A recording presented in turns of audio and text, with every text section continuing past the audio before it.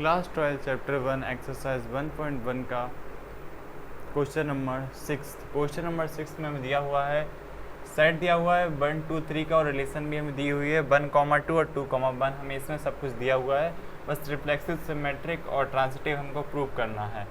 तो रिफ्लेक्सिव में क्या क्या होना चाहिए, ए, मतलब एक या फिर दो डिजिट उस रिफ्लेक्सिव में होना चाहिए, मतलब कि एक का रिलेशन ए के साथ ही होना चाहिए, मतलब कि जैसी डिजिट हमको दी हुई है उसका संबंध, उसका रिलेशन उसी के साथ होना चाहिए।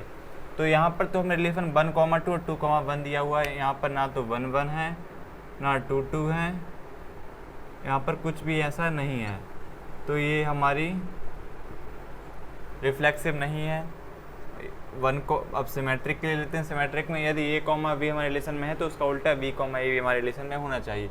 तो 1, 2 हमारे रिलेशन में है तो 2, 1 भी हमारे रिलेशन में होना चाहिए, और ऐसा ही इतना रिलेशन ही हमको उसमें दिया हुआ है, तो ये हमारा सिमेट्रिक है।